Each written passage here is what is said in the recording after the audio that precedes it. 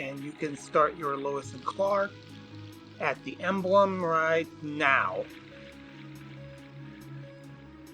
Lois and Clark pilot episode, September 12th, 1993.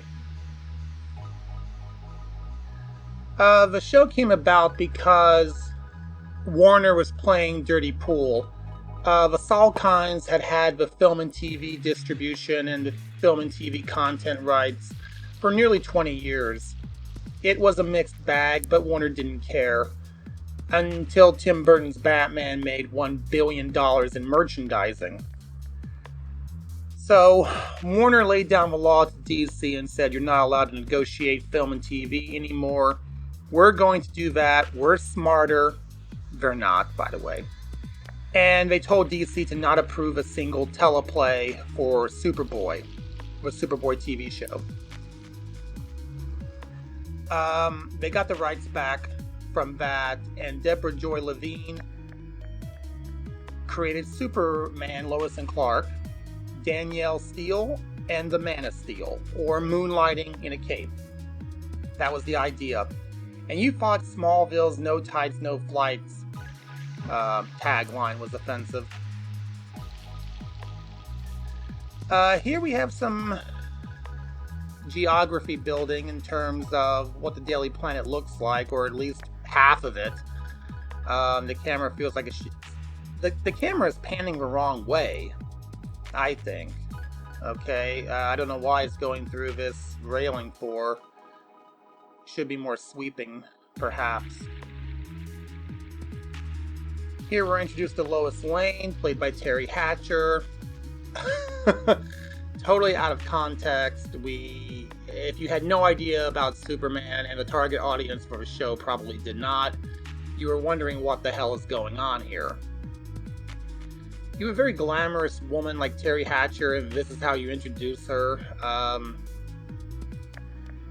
I'm totally befuddled. Deborah Joy Levine developed the show with Leslie Moonves, which is surprising. Leslie Moonves hates two things: sci-fi and boundaries. Very surprising Deborah made the creative decisions that she did here in the pilot, considering she's a woman. I'll get to those later. Okay, here is the shot that should have opened the show. I mean, you really see Lois here. Authentically as Lois, too. The costuming on the show is great, so is the set design. They had an $8 million budget for the pilot episode. They figured they could recoup their cost by showing the pilot in Europe as a film, which is not unusual. The Incredible Hulk had several two-part episodes that were films in Europe. Same thing with Battlestar Galactica and Buck Rogers. The late great Lane Smith playing the perfect Perry White. And yet another actor playing Jimmy Olsen that makes me want to shoot Jimmy Olsen. I don't like the character. I'm sorry for people who do. I don't think he's ever been given a great backstory. And I don't think Jimmy Olsen really shines at all unless he was written and drawn by Jack Kirby. The age they put Jimmy is always kind of a little bit younger than Lois and Clark, so he's kind of redundant. I did like Grant Morrison's take on Lois Clark and Jimmy as kind of like Harry Potter, Hermione, and Ron. I thought that was pretty good. Now here we get a very good creative decision here, the first good one on the damn pilot. Clark Kent arriving off a bus in the big city. He's a man of mystery here. If you didn't know anything about Superman, you would be wondering about this guy. Oh my god, he's got a yuppie mullet. I forgot about that. Oh my god. Metropolis looks good, though. Even though you can tell the back lot is switched out for downtown Los Angeles. I mean, one side of the street has two-story buildings and the other side has skyscrapers. Not as bad as Superman 4, though. Oh my god, that mullet. Are you kidding me? Oh my god. You know, Richard Lester, who directed Superman 2 and 3, he put a lot of comedy and sight gags into Superman, and nobody really liked it. And when I saw the nuns and the bus, I thought to myself, oh my god, we're in trouble. I'm sorry, the mullet is killing me, people. There used to be a comedian who would sing a song called Cut the Mullet. Okay, thank God that's over. Now, a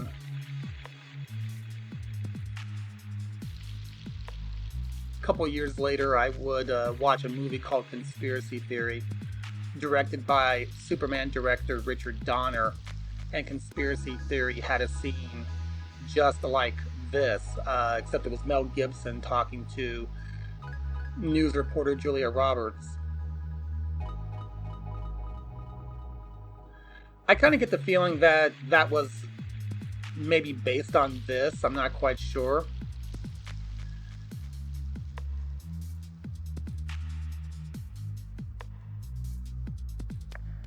You know, every time we get a Lois Lane, we're told that she's a kick-ass reporter and knows everybody, but she's always portrayed as so ditzy, and without any gravitas, you don't believe it at all.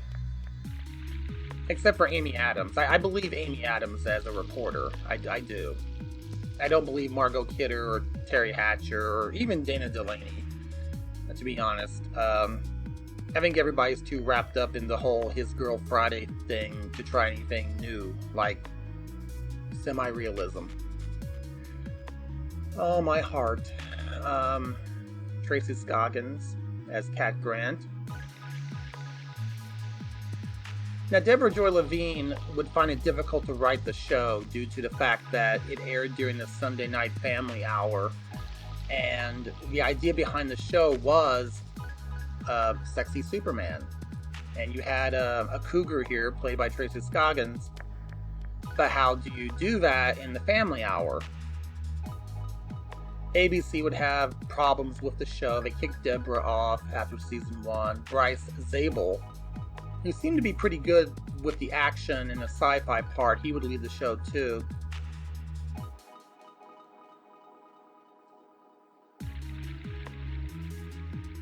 They just never knew how to do the show, and I think it's because the source material has Superman as a multifaceted character. He's an alien, a farm boy, a journalist, and a superhero. He's also the inspiration for a future society. All those things you can do mutually exclusive, but trying to put them into a show is very difficult. Smallville did it from the ground up, though. We got to him when he was young, and we built that bridge to the Legion of Superheroes. Here you don't really know quite what to do. Sexy Superman, or is it an action show? Is it a family show? Hard to tell.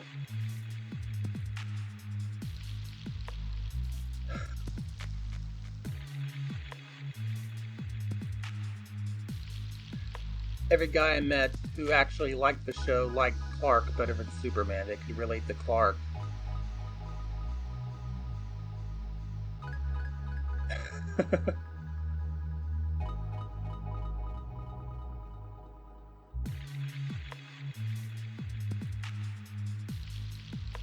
Everybody can relate to a bad job interview.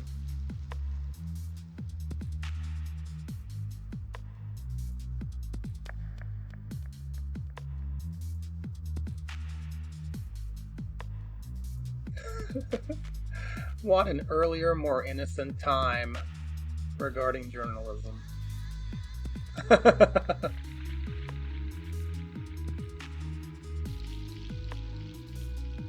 Now, the show is already starting to behold a lopsided treatment of the characters.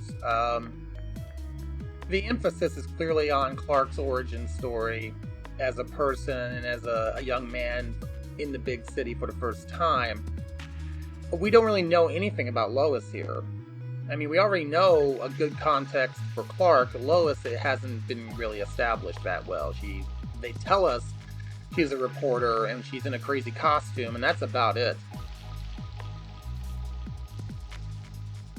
To be honest, I always saw Lois as being older than Superman because she was more established in her career.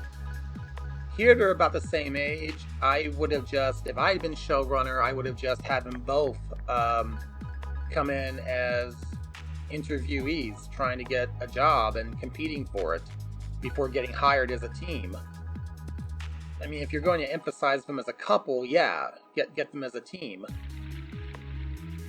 Hey, I got a case. Hey, I got a different part of the case. Well, let's work together. Okay. The Hotel Apollo here had to have been inspiration for Grant Morrison's Action Comics in the post-Flashpoint canon, 2011. When Grant Morrison wrote the Superman comic, Action Comics, he was in a kind of a Roach Motel kind of apartment. J. Michael Straczynski would put him in a Roach Motel apartment in Superman Earth 1, published in, I think it was 2010.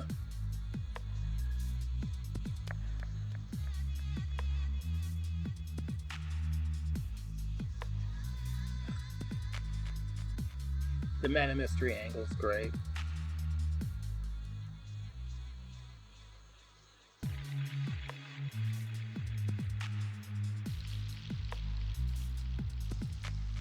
The handling of the mythos is good, but it soon falls apart, and I'll tell you why later. But right now, I just want to bask in how cute and adorable and fun Superman used to be.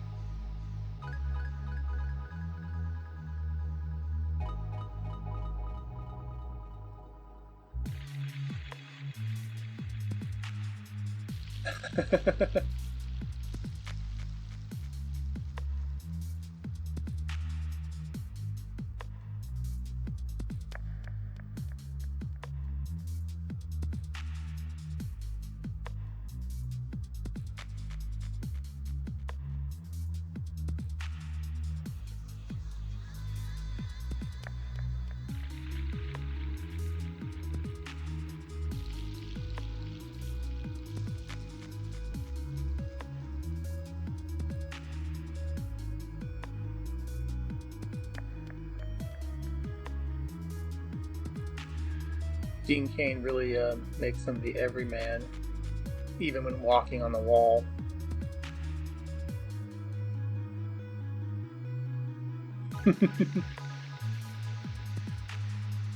Remember when practical effects gave you fun moments, like on the Bionic Woman or Wonder Woman, or even here? And now with digital, there's no fun at all. Like the Flash TV show, which went off the air 2 years before this, Barry Allen did a lot of funny stuff using in-camera effects, and now the current Barry Allen just runs all the time using digital. It's kind of boring. Don't get me wrong, I'm not saying one is better than the other necessarily, but one seems to attempt to be funnier and more real than the other. More is done with one than the other. Here we get Lucy. If you forget about her, so does the show.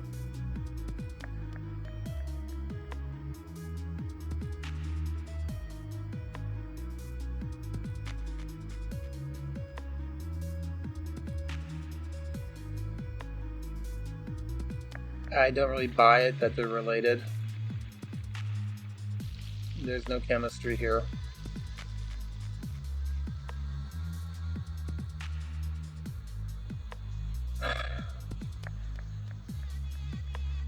Why is her love life a problem at the age of 26? I mean, they're 26, they're good-looking women. Why are you bothering to talk about guys and settling down? I mean, you should be playing the field. I used to work as a reporter, actually. A lot of youngsters, men and women alike, they were never really hung up on settling down, not at that age. Again, that's another curious issue with having Deborah Joy Levine be the showrunner. You figure a woman would be more progressive. Here I call bullshit. I just call bullshit. Referencing moonlighting. They recreated a scene from a popular episode of Moonlighting.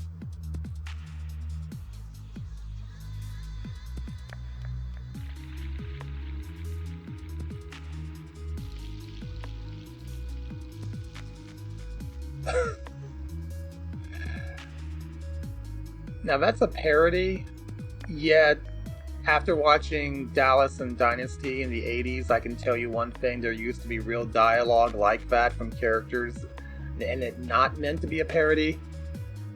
We've come a long way. Oh god. Hatcher's hilarious, but I call bullshit.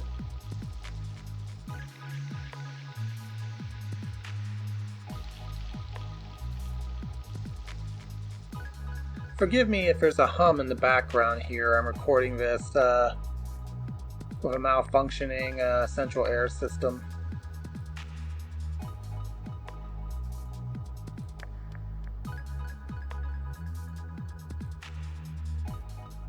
Now, once again, we don't know what kind of journalist Lois is. We're just told she's important. Here, we know who Clark is. He likes to give a human face to everything. Superman is about a man wanting connection so badly that he can only do it if he has a double life.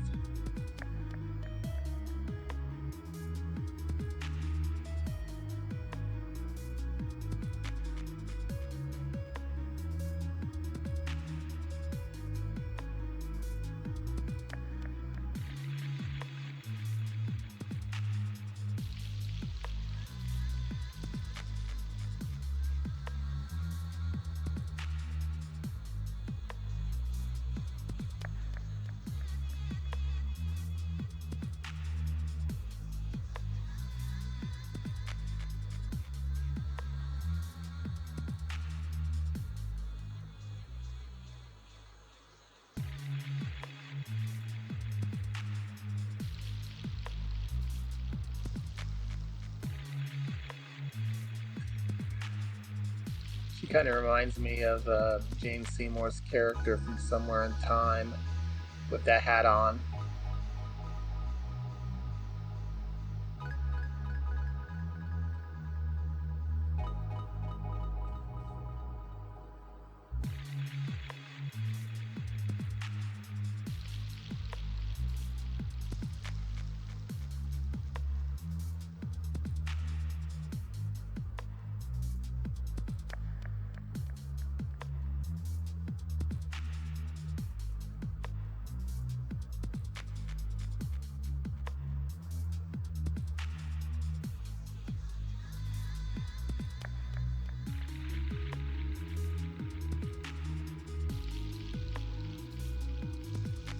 I really enjoy the scene here. I also used to work in theater, so I know what she's talking about.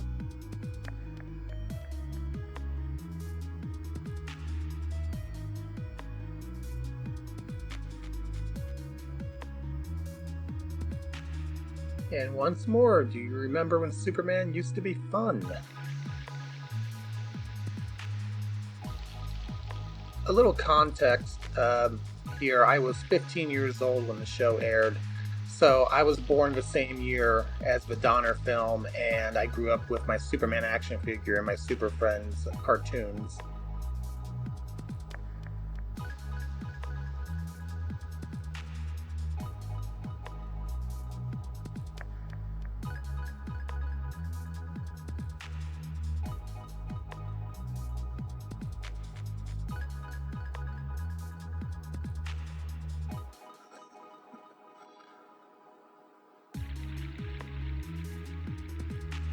Now that is a boss. That is a boss. Wisdom if any of you are in management.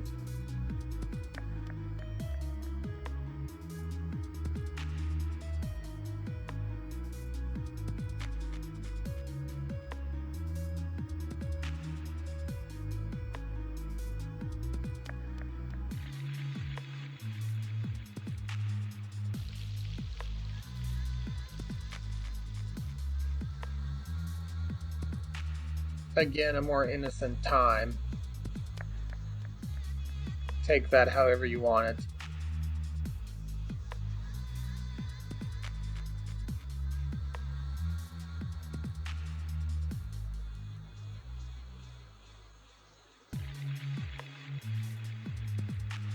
Now she mentions the task force. Sometimes in investigative journalism, people are pulled to work on a long form story.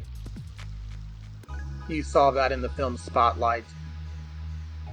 Unfortunately, investigative journalism gets cut. That's why you have so much fluff nowadays.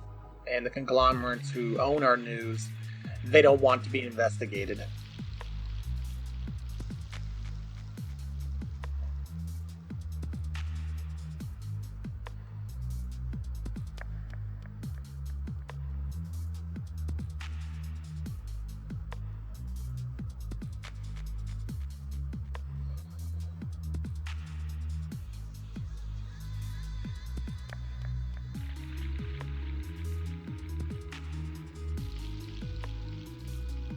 I doubt the show's smart enough to make a Justice League reference. I do like how he laughs there. It might be real. Terry Hatcher is funny. I don't know why he likes her. I don't know at all. We never get a feeling as to what his type is. We don't really even get that in the comic books as well. We just know his type is Lois. Or Lana, if you watch Smallville. And again, you don't really know why.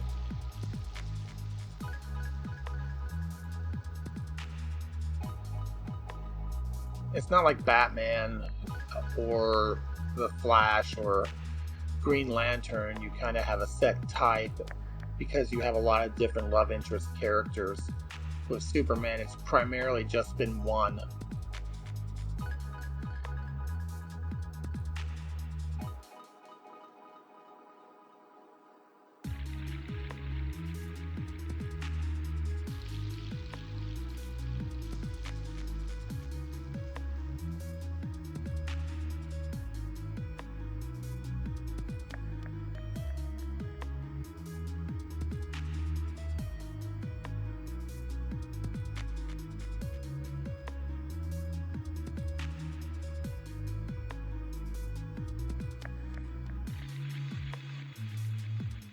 The trope of the messy scientist.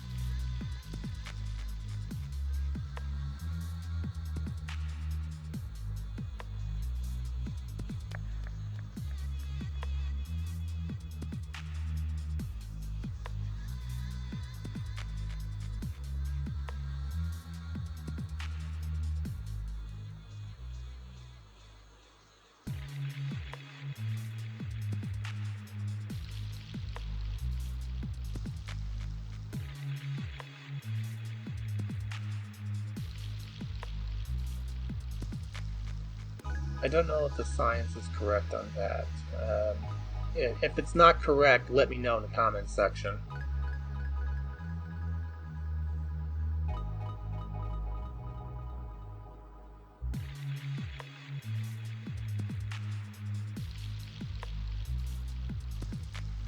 Once again, where is Metropolis?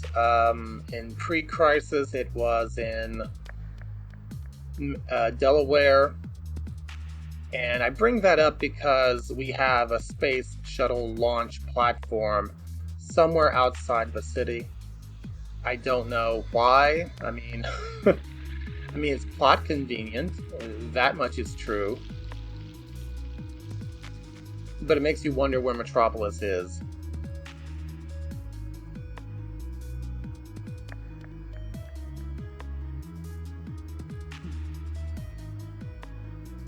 Sexy Clark. I thought the casting was a good call. If you wanted a young, relatable, sweet, good-looking Clark Kent, here you go. Lois is also very well cast. I think Terry Hatcher nails the changing tone with the character. We just saw that back there, and we're seeing it here too.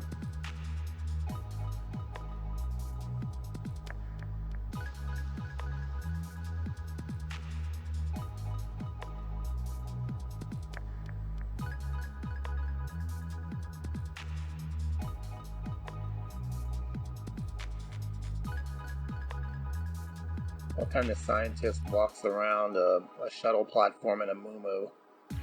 Looks like a muumuu.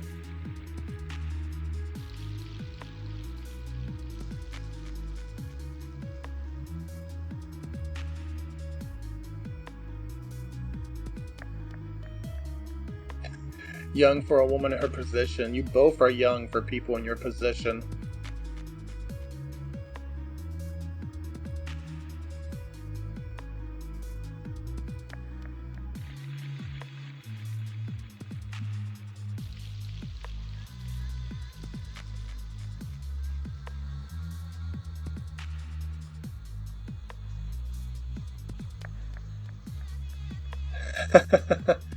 Cat Grant.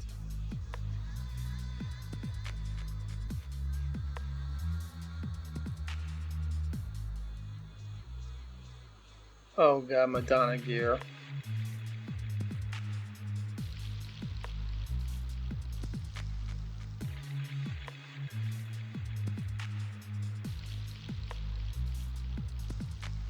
Cat Grant was from the comic books, kind of underwent a sort of evolution and de-evolution. I remember her most prominently, though, from the post 1985 reboot.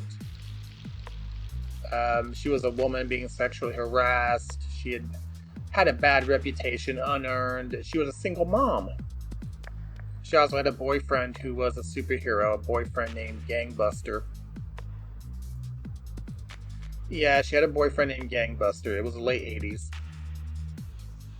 Her son was murdered by the Toy Man, and I think it was implied Toy Man molested him.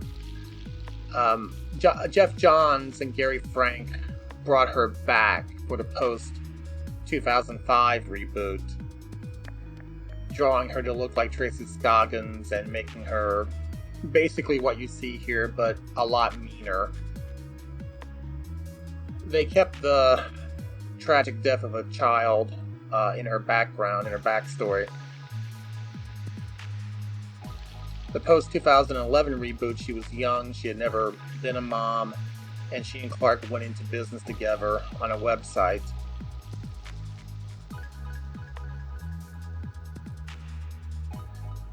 It was Cat Grant who broke the story that Superman was sleeping with Wonder Woman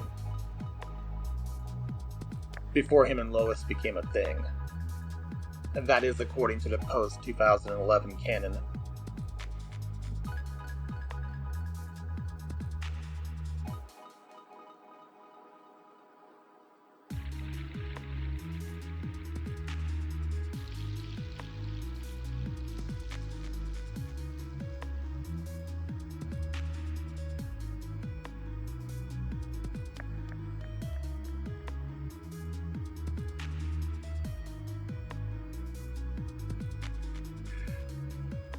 I don't know if Superman here is playing her, like he got game or something, or if he's really somewhat dense or shy. I don't really know. I don't know if it's a dumb piece of writing or a smart piece of writing.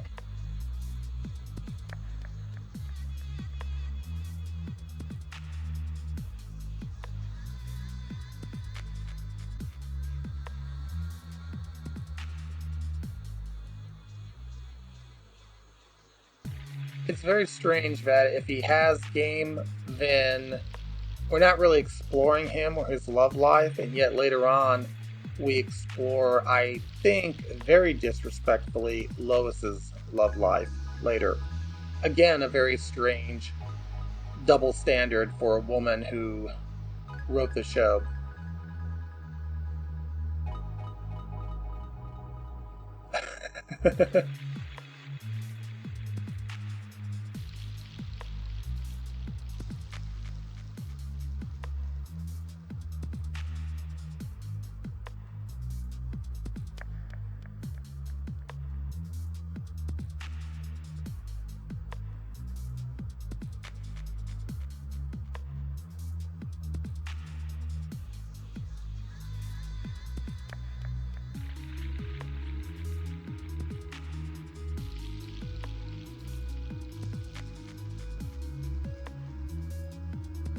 The video game music kills me. I love the video game music. It's so cheesy. Not a bad effect until he gets to Kansas. Smallville, Kansas. It was moved to Kansas following the 1985 reboot, I should say. Before that, it was in Maryland, just kinda over the border from Metropolis, Delaware.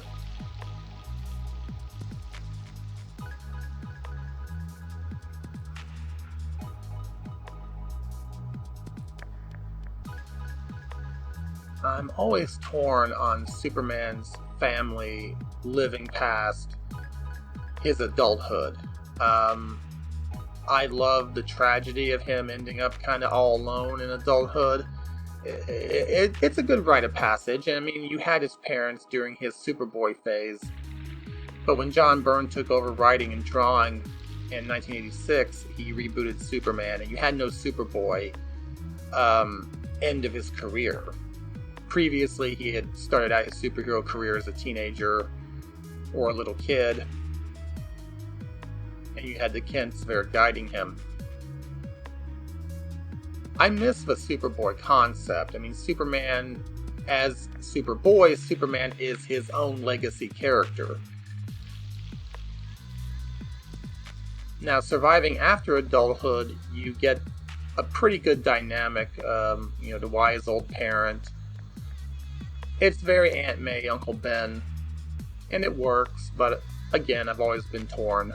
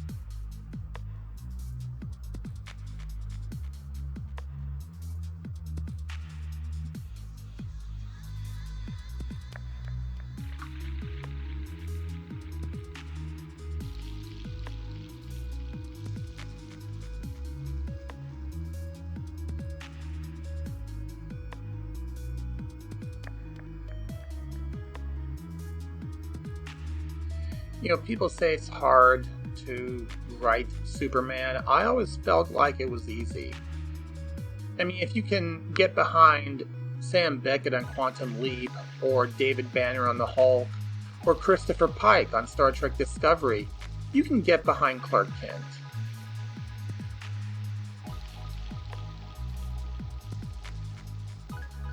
Once again, we're doing telling and not showing here. Unforgivable sin. A vampire entrance. Speaking of which, we just saw a scene mentioning that he's an alien, him being Clark, by the way. But we're not really told how he has powers or what powers he has. I think that's been a problem with the Superman adaptations. They don't tell you up front. Nowadays, when I encounter people who talk about Superman, they think he's a god. They think he has every power. They think he has no weaknesses, all of which are untrue. The whole god metaphor thing, people are taking it literally, and I just think the adaptations are responsible for not putting forward how he has powers and what powers he has and what limits he has. To write Superman power-wise and in terms of his origin, it's kind of like writing a vampire or a werewolf. You have to state the rules up front. What are the rules of being a vampire? What can you do, what can you not do, and how? Same thing with a werewolf, and same thing with an alien character, especially Superman.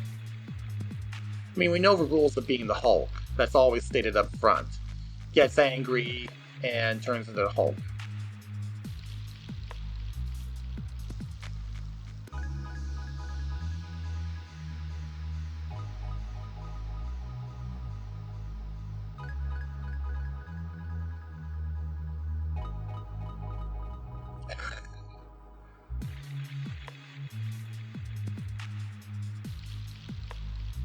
Superman don't care if you're rich or powerful, you're just a dude.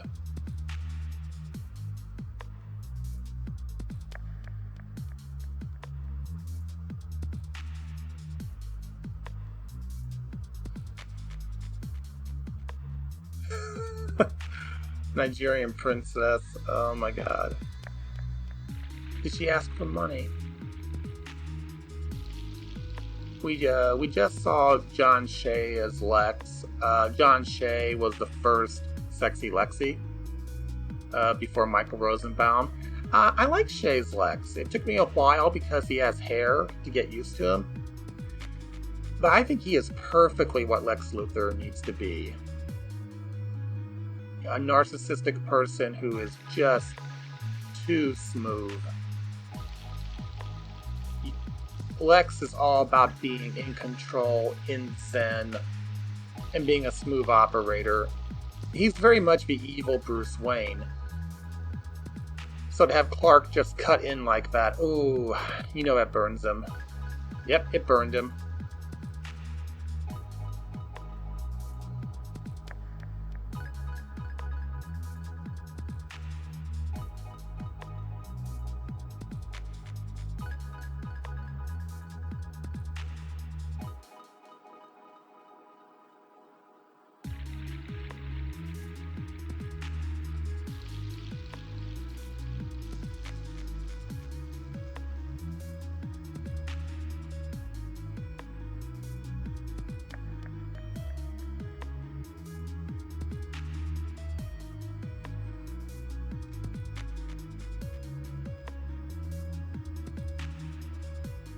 Good piece of writing.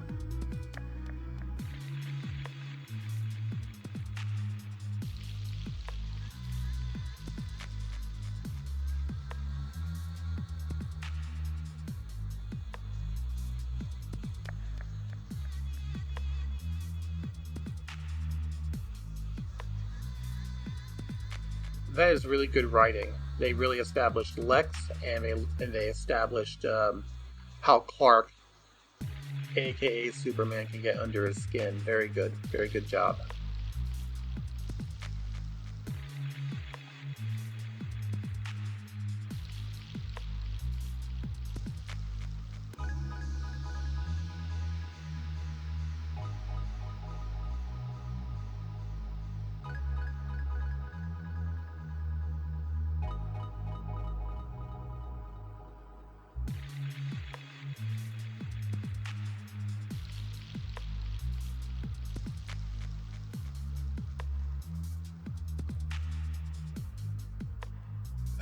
Cat Grant just getting aroused over him is funny.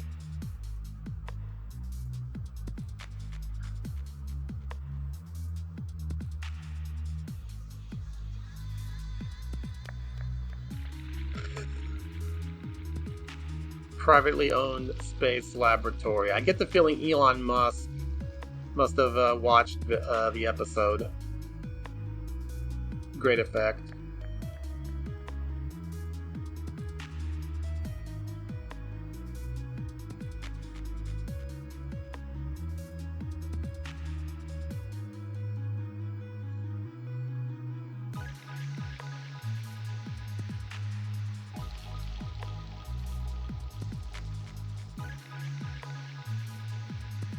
I wonder if Charisma on Command will do an episode about him.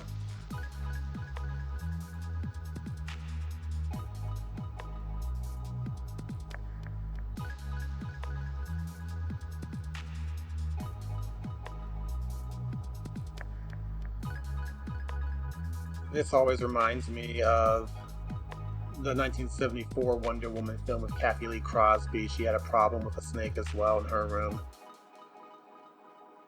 Again, great writing. I think the best Superman writing really is always with Lex, because the Clark Kent writing is always a little too subtle.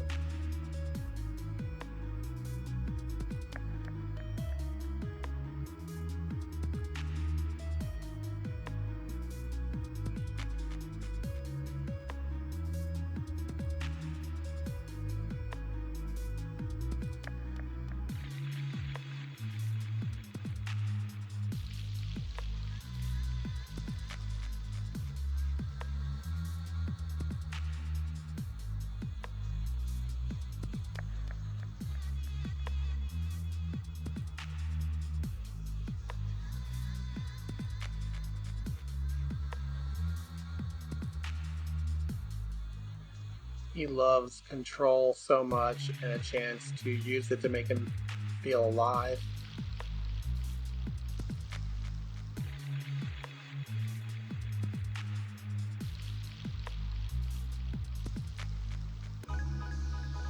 He is, in his own mind, and in a lot of ways, the Ubermensch.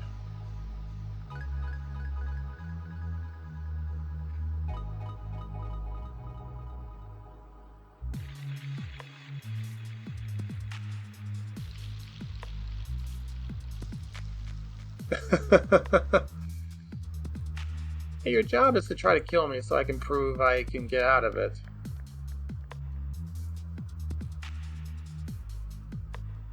In front of a fire by himself. That is his idea of romance. He loves himself too much.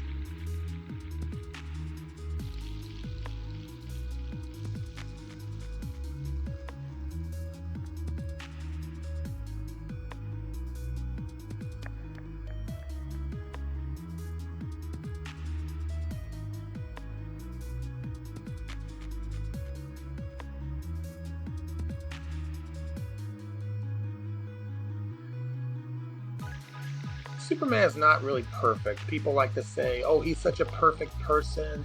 He has an aura, and you want to trust him. He's a reporter. He knows how to get you talking, make you trust him, open up to him. It's a skill more than just some sort of magical charisma. I really think, and again, I think the DC writers and the commentators go along with that narrative way too much. They really do show here in the program just how Clark can knock down a person's defenses and get them to open up and impress them and engage them. He does a really good job at it. He's got some really good people skills.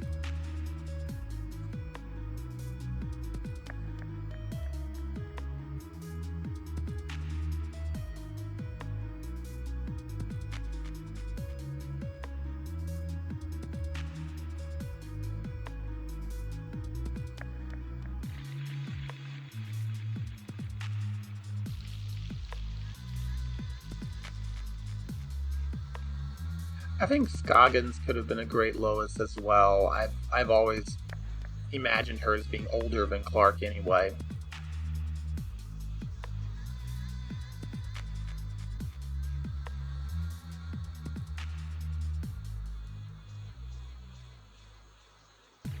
Very curious, again, for a woman who produced the show, but you get the typical male hero who is in control of his sexuality.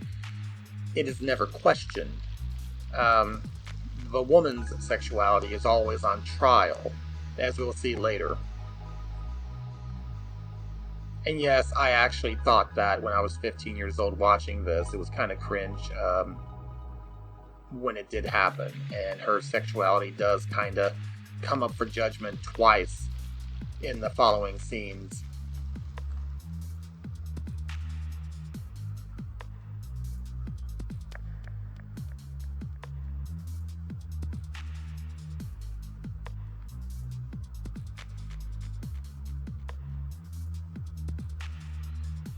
At least they show Lois as a person engaged in journalism.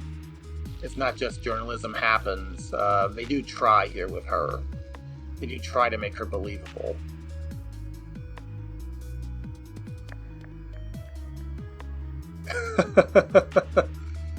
The most well-coiffed henchman I've ever seen.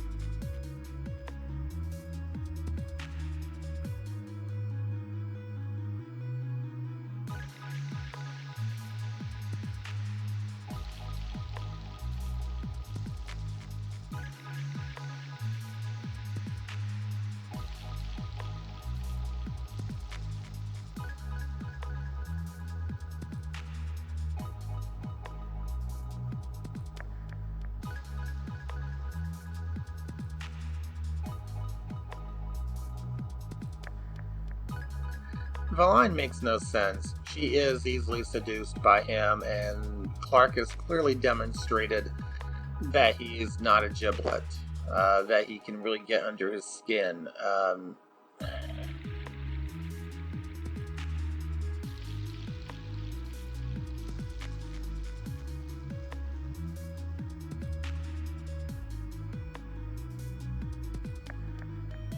I think they caved to tropes more than they did characterization here. I think that's where it goes wrong. These little pieces of tropes that have to come first.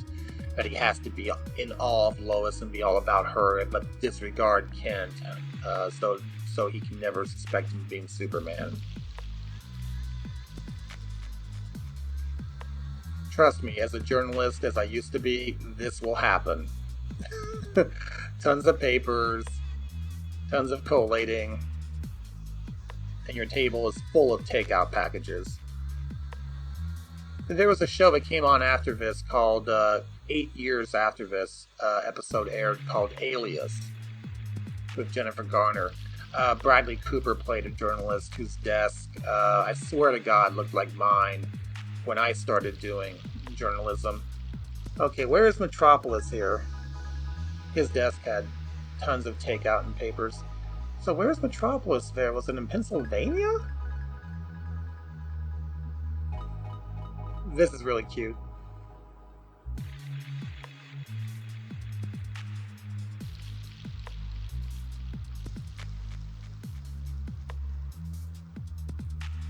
Now, how is it still hot if he was flying through, presumably, the jet stream? He may have heated it with his heat vision, but that looks like wood. No, it's plastic.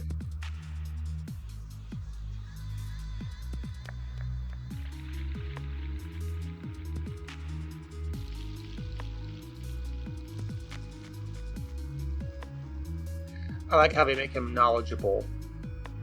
And they make him smart here. After 1985, Superman kind of became an idiot. He's an investigative journalist. He knows different languages. You would think that he could intellectually hold his own with Batman, but he never seems to be able to. He just seems dumb all the time now. I remember stories my mom read me when I was very, very little. God rest her soul. She was a great DC fan. And she always would show me, in regards to Superman, Batman's talking, what each one means and what they say is different in what they mean.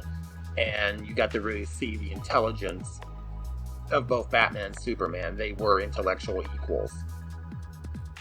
Now Batman is a snob and Superman is a dumbass. I still don't get why Superman loves Lois Lane. I get it in Smallville. I get it in the Zack Snyder film.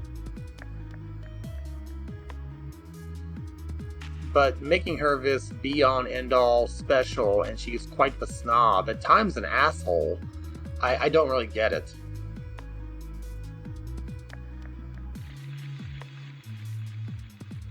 Now, I really got the animated version of Alana Lang. I really got that, but most of the time I don't really get the whole, why does he love her? She treats him like crap when he's not Superman, basically.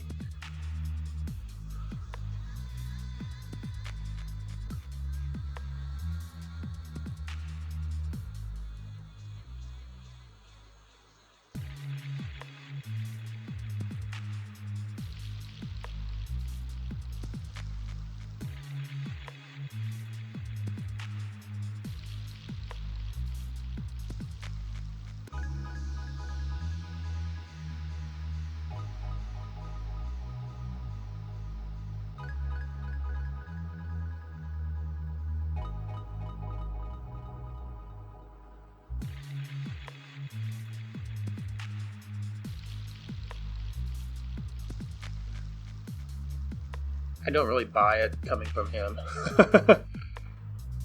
He's a good actor, but he doesn't have that commanding Superman presence to pull that off. His acting style is very similar to Tom Welling's, I've noticed. Just not as stiff. I used to hate on Lois and Clark. I really did. I would catch an episode once in a while, and I couldn't really stand it. The longer it went on, I couldn't. So I never really saw just how good it was. Now, I have not watched this episode since it aired in 1993, and now looking back on it, I can appreciate it a lot more. The acting is good. I see where it falls flat in some places. The writing's pretty good at character, but they sacrifice great character dynamic and logic for tropes.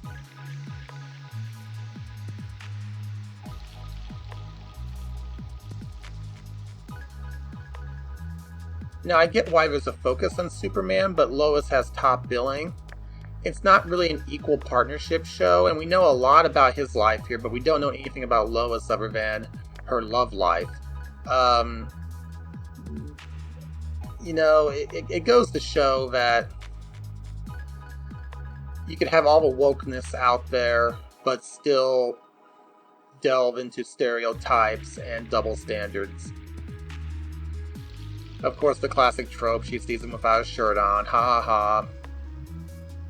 We saw it in Smallville when Clark was naked and Lois found him, and of course, Thor walking around in a towel. Here's a good character trait here. I like this. There are a lot of great character traits here. Him eating like a little 8-year-old boy. He can eat the good stuff and still look like that. Fun fact, Superman's people, the Kryptonians, they're photosynthetic to a degree. Supposedly their world was energy starved due to their sun being a dying red star or something like that. Scientifically it would make very little sense, but story-wise it works. They supplemented their energy-deprived food chain with direct absorption of sunlight. Yellow sunlight triggers his powers. Now, I have a theory about Superman's powers and how they work. On the channel here, you'll find a section called DC Fan Canon, and the second video is called What If the Cherubim Were Kryptonians? I kind of combine the Wildcats and the Kryptonian mythologies together to kind of come up with my own little fan theory about how Kryptonian powers work. But Superman can draw so much energy, and apparently he uses it very efficiently. He doesn't get fat.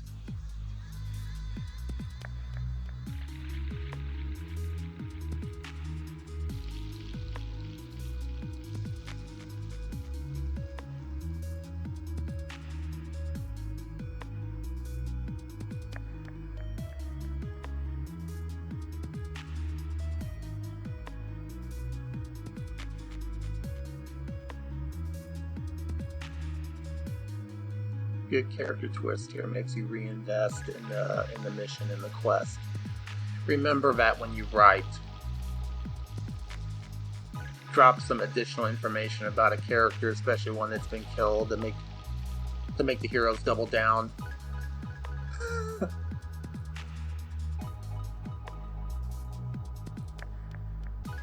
Persis Kambata, everyone. Persis Kambata from Star Trek The Motion Picture. This was her last acting job. She unfortunately passed away a few years later.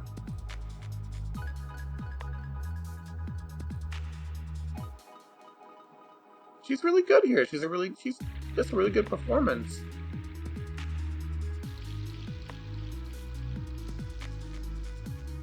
Really good performance. Star Trek The Motion Picture, she was passable at best. I have no idea what Lex is holding in his hands here. I have no clue. Someone tell me, please.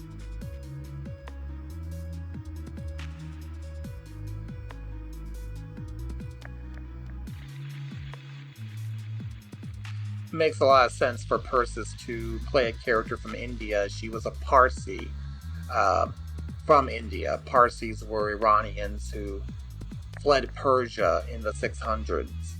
After the Muslim conquest, they went to India. And that's where she was from, India, nationally speaking.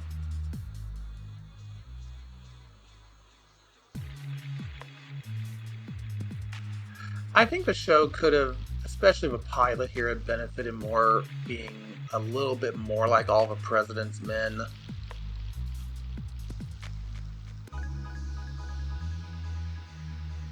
The moonlighting thing works fairly well. I just don't think these actors are cut out to be Sybil Shepherd and Bruce Willis, though. I think if their acting was allowed to let fly, it would be a better dynamic. Yeah, he hit the nail on the head. Why would he fall in love with a snob, is my question. I think he really hit the nail on the head there. Wow, I forgot about that.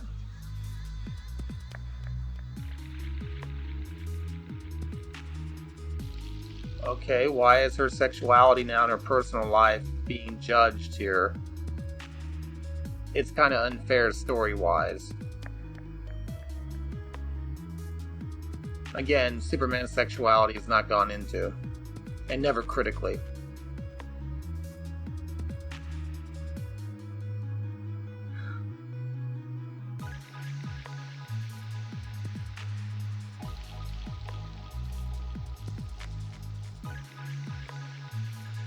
You know, if John Shay ever said that he never got the girls, I would call bullshit.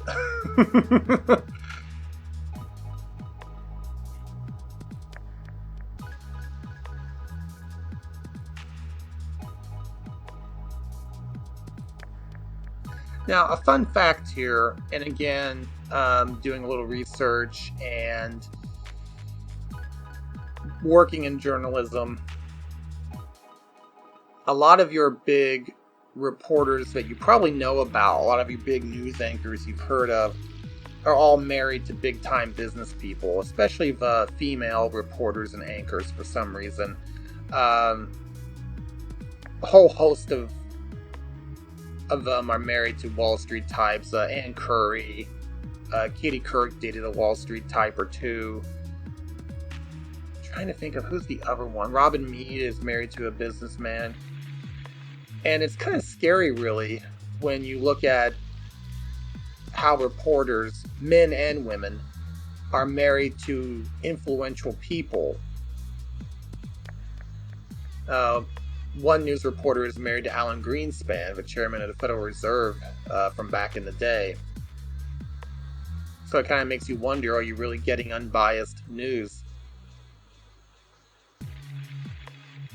Some people were offended. My mom was kind of offended with the idea of Lois having dinner with a news subject and potentially having sex with him. But when you look at news reporters and with whom they hobnob, it's totally believable. Now, on my channel here, back when I first started, I did a tribute to Margot Kidder, and I went on a rant about how Margot Kidder's Lois Lane gave us a great example of journalism and newswomen, in contrast to actual newswomen who give us embarrassing examples in real life. It's called Margot Kidder Reporter.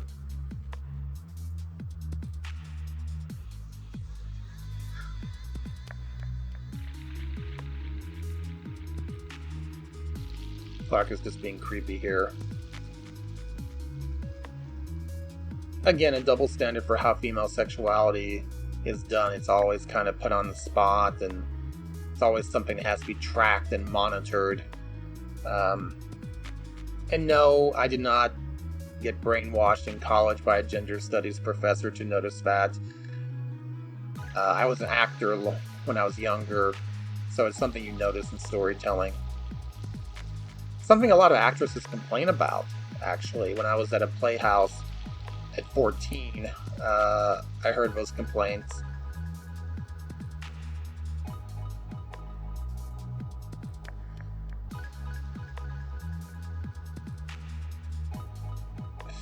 Is all Lucy is there for is talking about men? Superman has his familial foils to talk about major stuff, and here it's all about dudes.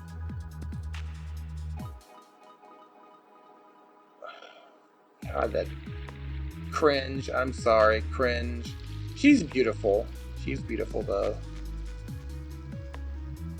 Reminds me of someone I once knew a long time ago.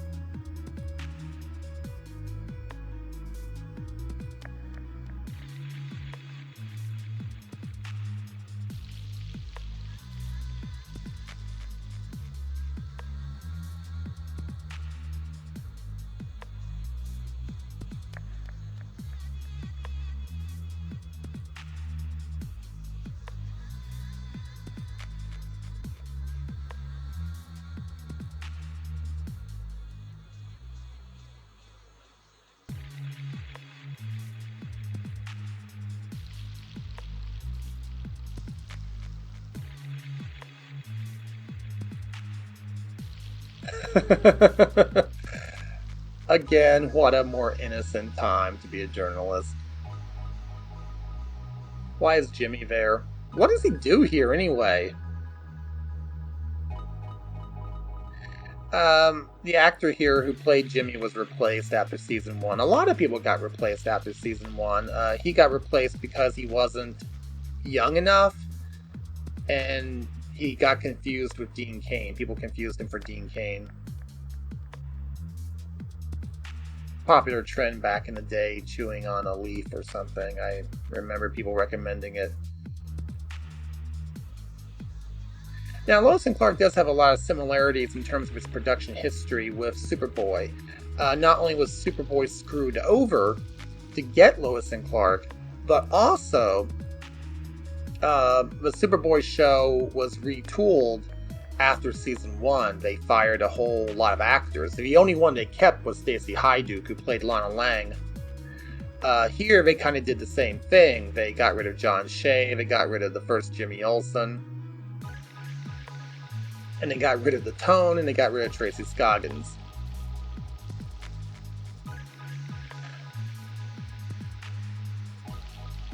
I love Tracy Scoggins. I'm sorry. Any show without Tracy Scoggins is the poorer for it.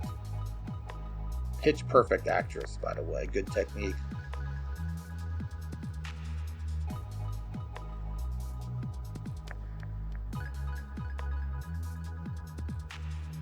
Lois and Clark aired during the family hour, as I said, and it was up against Murder, She Wrote, and it was up against seaQuest. seaQuest was a Star Wars knockoff, but it was about a submarine produced by Spielberg. And, that reminds me, 1993 was a big watershed year for being a genre fan, because on Fox you had the X-Files debut, Briscoe County Jr. debuted, what else? seaQuest, Lois and Clark.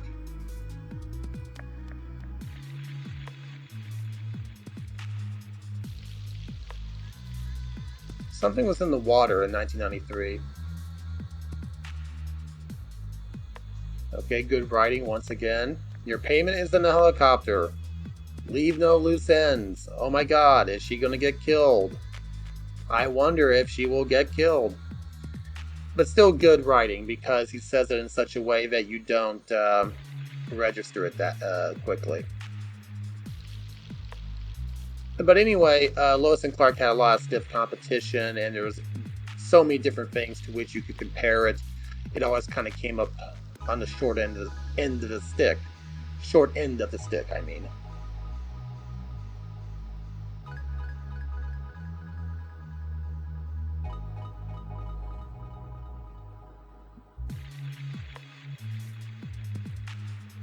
The way she looked at Clark, very unprofessional. Oh my god, can we have it be something legitimate other than just about, bitch, get away from my man?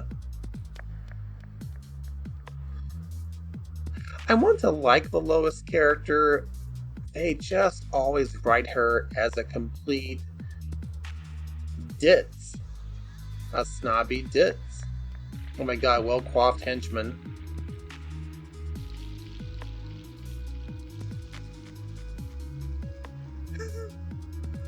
I don't know what's funnier, his haircut or the turtleneck. I'm sorry.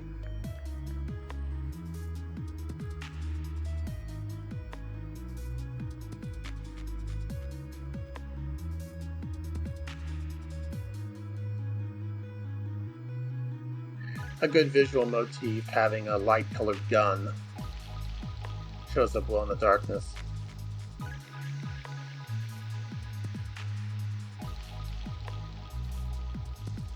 Where's the light switch? Forget Lois and Jimmy, God. Yeah, I know it's kind of like night, but turn on a damn light.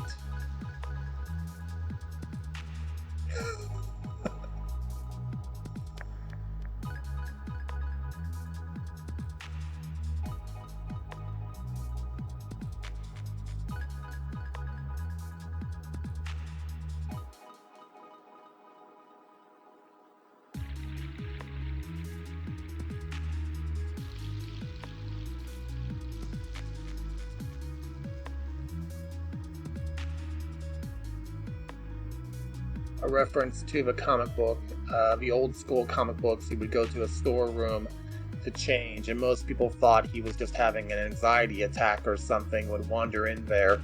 It became a running gag, don't disturb Kent when he's in the storeroom.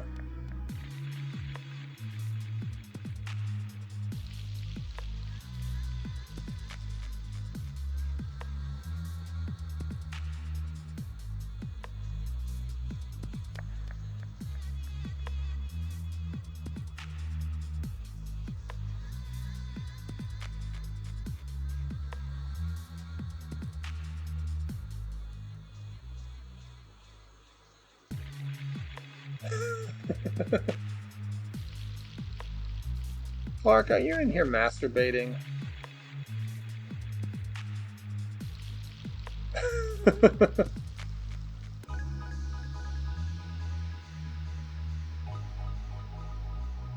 There should have been more storage room jokes.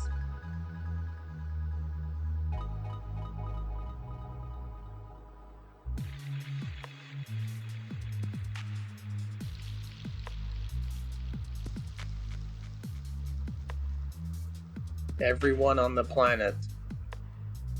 On the Daily Planet, on the planet. Double meaning, funny.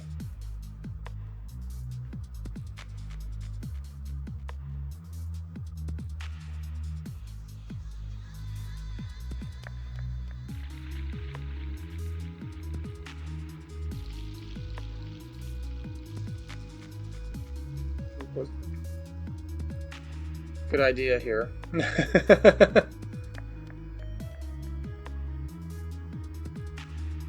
Shows you right off the bat that he does need a double identity. Perfect scene to do that. Kind of reminds you of Batman Mask of the Phantasm, where Batman is dressed up in a ski mask and he wants the crooks to do as he says, and they go, "Why should we?"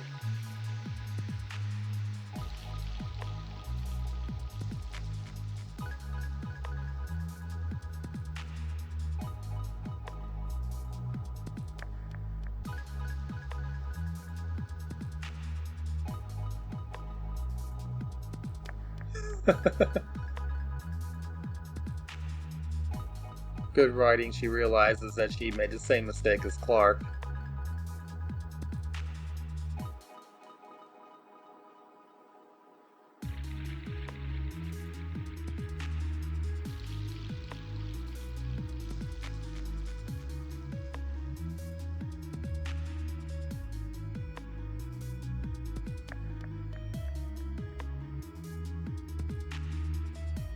What does that have to do with getting respect at work?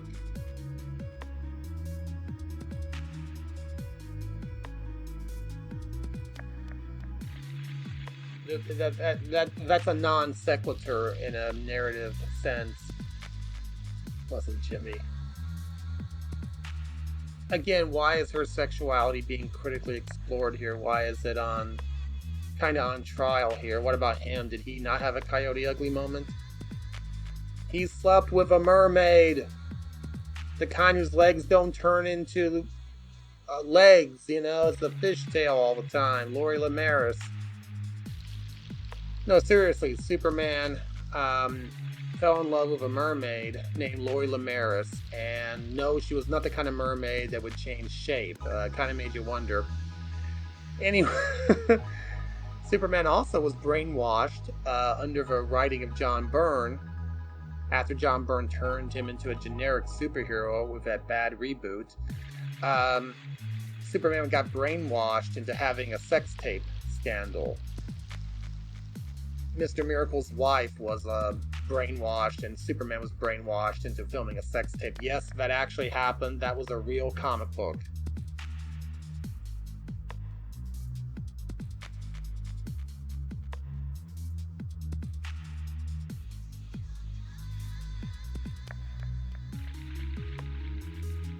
Okay, so now she has his approval.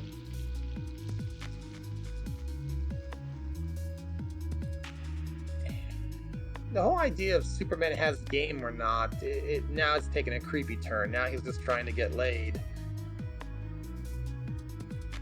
Trying to get laid by a pretty chick who really doesn't show any real redeeming qualities other than being a good guy.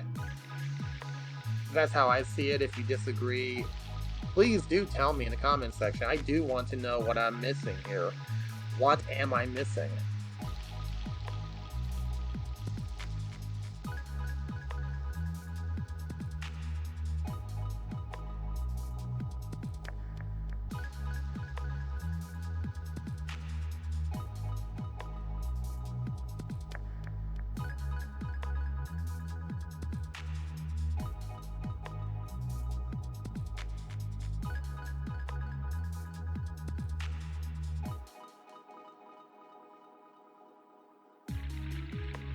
Yeah, where is Jimmy anyway?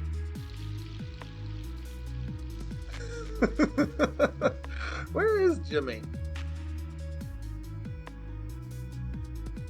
Again, after the 1985 reboot, Jimmy Olsen just got boring. A Jimmy Olsen show would rock. If you make it Kirby-esque with Superman as a guest star, it would be awesome.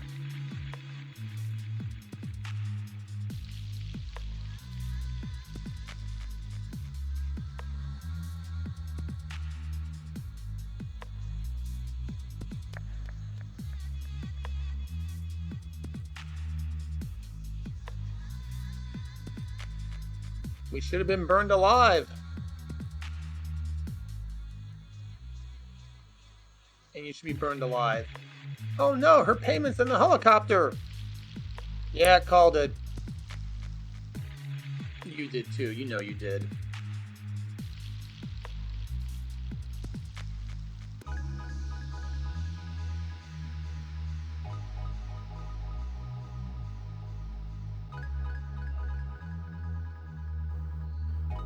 Wearing the same hat.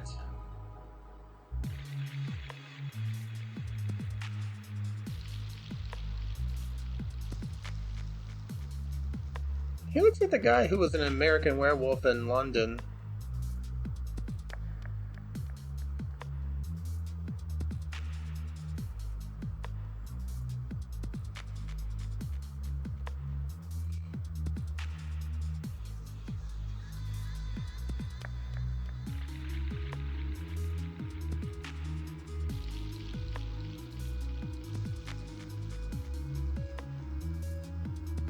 The exposition was clumsy there, but I think it had to be there because a viewer may have tuned in after the commercial break or something.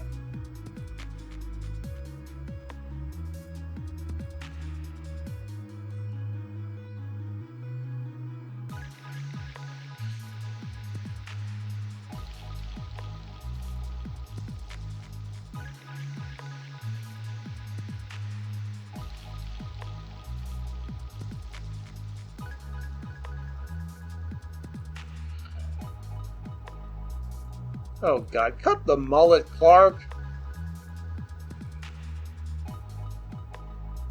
Cut the mullet!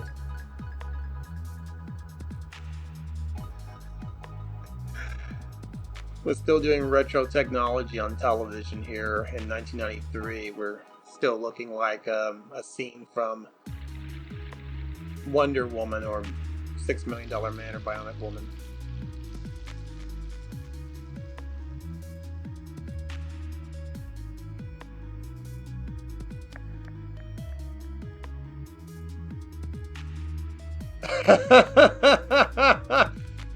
Martha Kent, you're sick!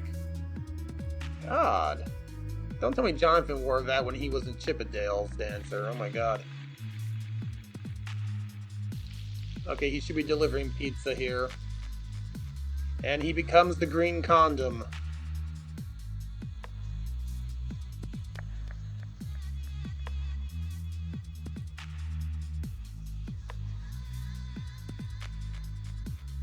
Zorro the Gay Blade.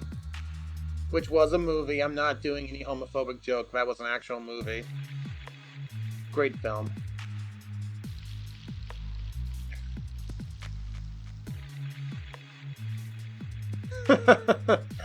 Captain America reference.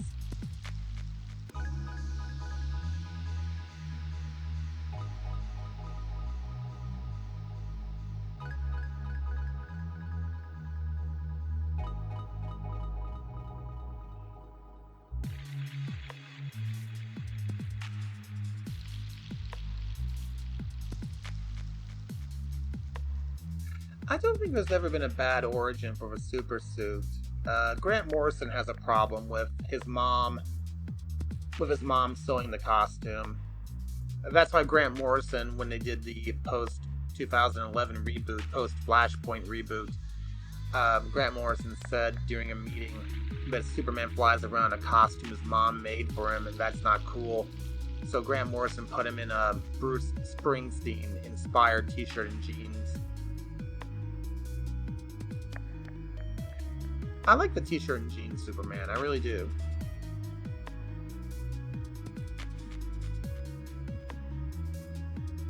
But I don't think there's ever been a bad origin for a super suit.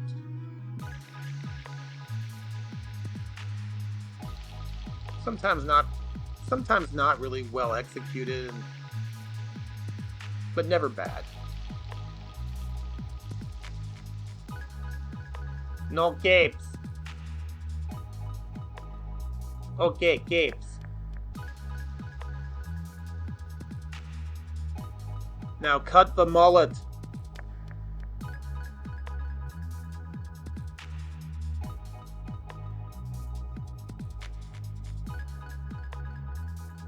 That's a much better symbol in terms of its size. She, of course, puts a yellow S on the cape. Or does she? He goes off right now after they just figured out the S. So did she put it on the cape or not? Well, she does, of course. But you're kind of wondering about the logic of it all. It's a little thing, but I don't care. As long as it's got the yellow S on the cape. I'm so sick and tired of it not being on the cape. I don't know why it irks me. Call me stupid. I call myself stupid for it, but, it just irks me.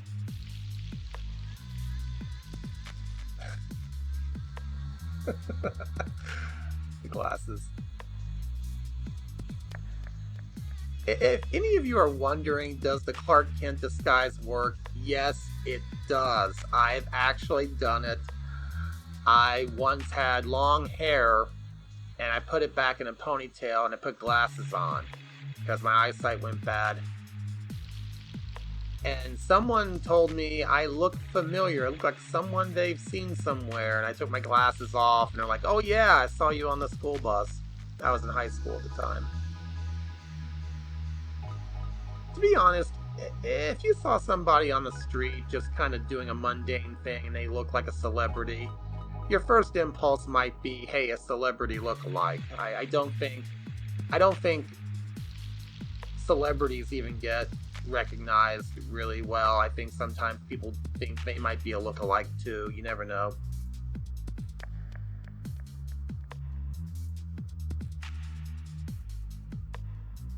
How did Lois get in?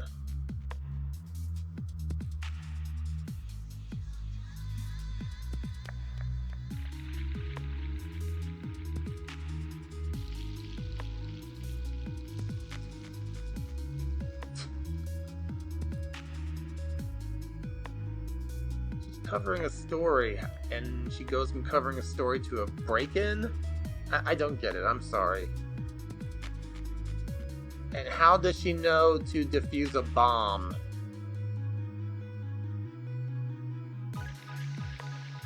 Now, we've established that Clark knows a couple things because he's clearly a nerd and he's world-traveled.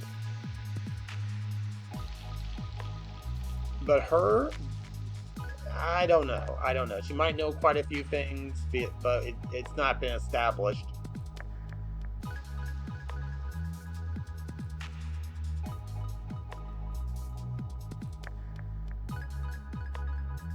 Oh, great, you saved the shuttle, but you could have blown it up.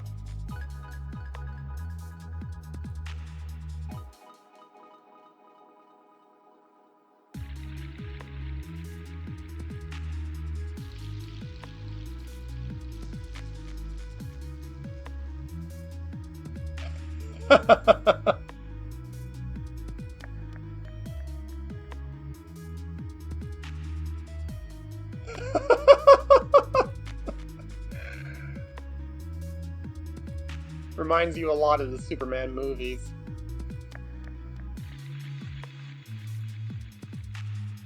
How does he get in? How does he know where to go? Oh yeah, X-ray vision. I forgot, I'm sorry. See, you have to establish the rules.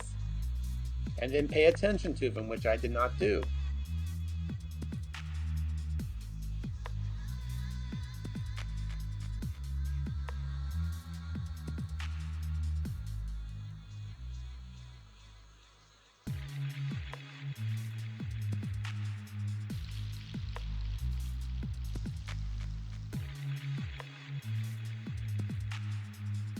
Every great superhero adaptation has to have a kid moment. Okay? Batman Begins, X-Men.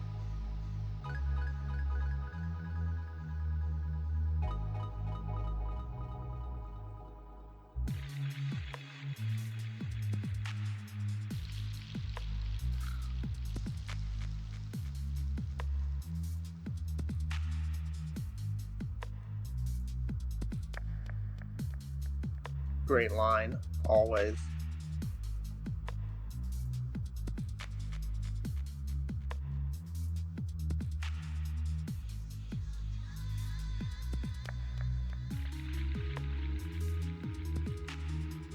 The adaptations of Superman are never really handled well by DC, I think. I don't think DC handles new elements given to the adaptations. If they do, it's always too little too late. I think this would be a great first adventure to include into the comic books.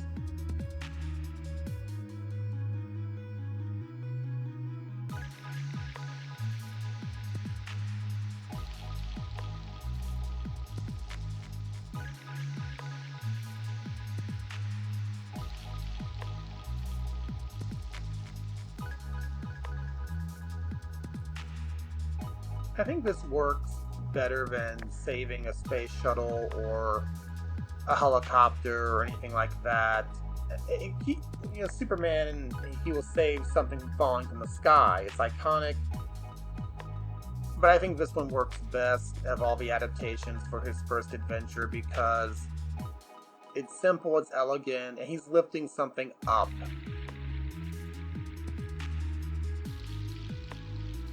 Up, up, and away. Get it?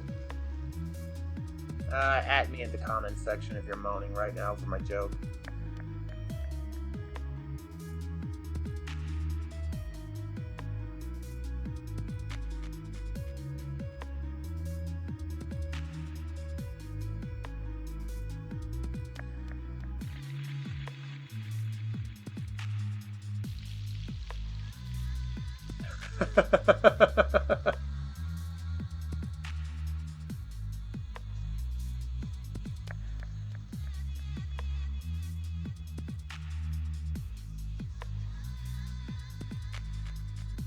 Now again, something that can be said for a practical effect. He's really there, and it's really simple and elegant. I mean, it really is. Look at that. That looks very much like an 80s movie moment.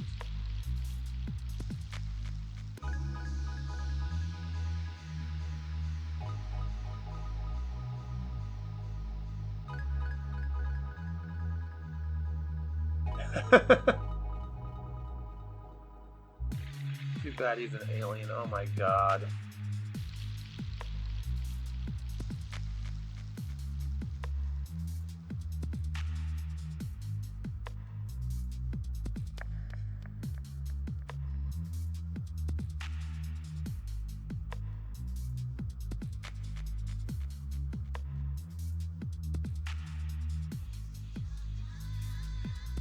So looking back on it now, I see a lot of, I actually do see a lot of good writing, some of it clumsy, and particularly to how Lois's personal life is mentioned.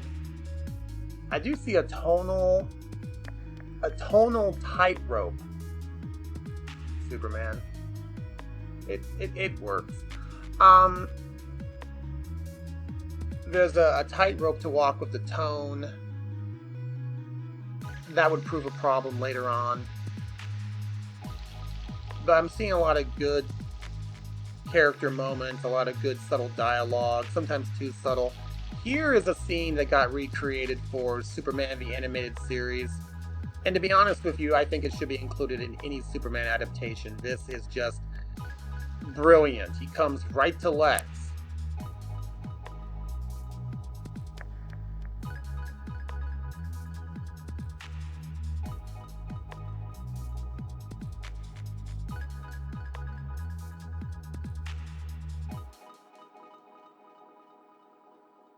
He's Elon Musk.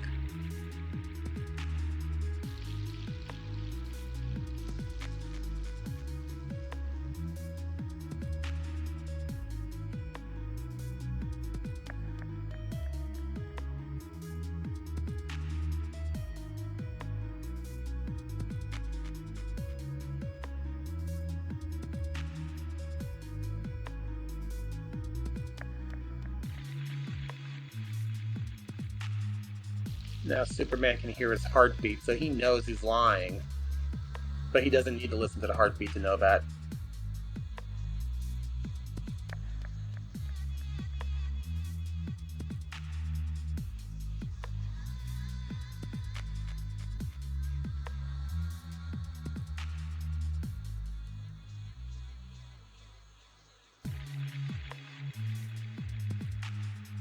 Oh yeah.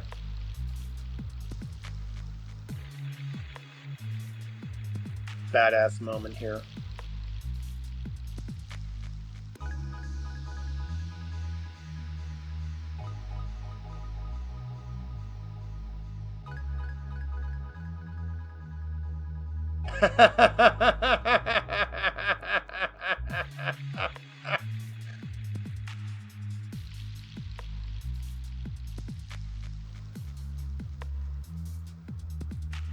Oh, Lex is so burned right now. He's so burned. I've never seen a version of Superman get under Lex's skin like this at all after this, unless you count Jeff Johns' Superman's Secret Origin. When Superman gives that speech about people needing only their own willpower and each other, they don't need a savior above them. And then Lex finds out nobody's showing up at his factory or whatever to get a favor from him. But this works better. I don't know if it was from John Byrne's take on the character. I don't know. And there you have it. Lois and Clark, the pilot episode. You know what? I give it an A-. I really do. And I hope you enjoyed it as well. This has been Johnny DC, first ever podcast commentary. Tell me what I did wrong and tell me how I can do it better. All right. Bye-bye.